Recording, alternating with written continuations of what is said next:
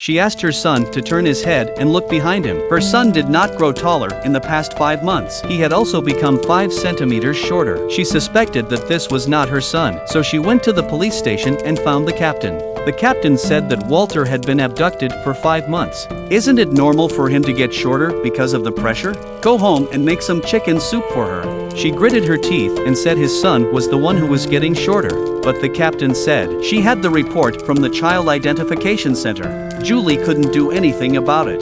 This is Los Angeles in 1928. The police department was abusing its power. The police department had no room for dissent, but Julie wasn't happy about it. She turned around and went to the dental office. The dentist could prove to her Walt had lost an incisor in a fight. The kid's tooth didn't even have a scratch on it, and Walter's teacher could prove it. If this is Walter, how could he not know his teacher's name and where his own seat was? So Julie approached the captain once again. She pleaded in a low voice that she really wasn't here to cause any trouble. She was just very worried about her son's safety. Please, just take a moment to help me find him again. The captain seemed touched by her tears. The next day, he arranged for a pediatrician to come to her home. Julie was happy.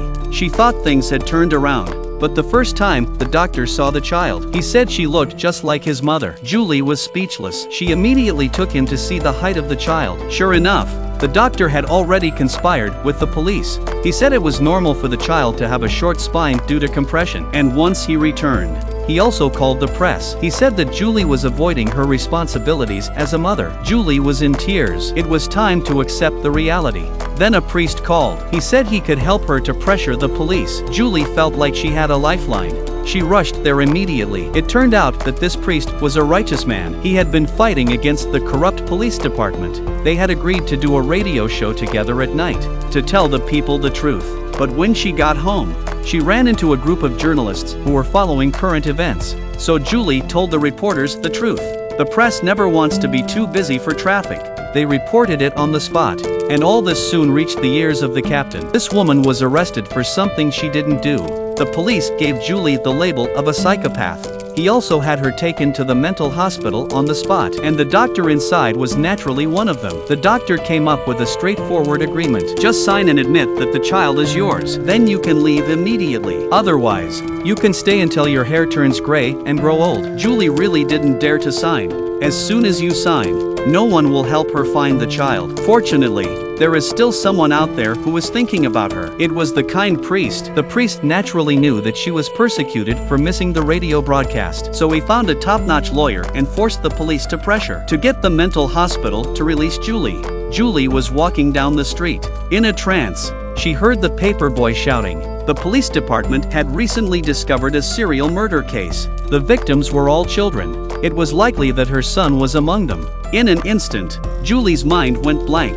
It turns out that Sam, the cop, was arresting illegal immigrants. He found a farm in the middle of nowhere. There was a kid there who couldn't stand the thought of his conscience. He told Sam about his cousin David. David was smuggled into the United States from Canada. He preyed on unaccompanied children. Over the course of a year, he murdered more than 20 children in a heartless rampage. Among them was Walter, pictured here. A month later, David was caught in Canada. Now it was clear that Julie's son was a fake. Naturally, the police department lost its prestige. With the support and cheering of the public, Julie filed a complaint against the police. She brought in her dentist and teacher as witnesses. She accused the captain of neglecting human life, neglect of duty, abuse of power. Then, after the lawyer's sharp words, the captain and the director were both removed from office. At the same time, the child finally admitted. The captain forced him to impersonate Walter to meet Julie. A few days later, the court continued the trial of David's crime. Because the evidence was overwhelming, the circumstances were bad. David was sentenced to death. The execution was suspended for 2 years. This woman persisted in her search for her missing son. Now things are finally moving forward. That's when the murderer suddenly broke down. He says he didn't kill Walt. Julie had light in her eyes. She regained hope. For the next 2 years, she kept asking for news of Walter, until the day the lawyer came to her. The killer wanted to tell her where Walter was before he died. He wanted to tell her where Walter was. Julie met with the killer alone. But then the psychopath changed his mind. He said he wanted her to suffer in the unknown, no matter how much Julie pleaded or screamed.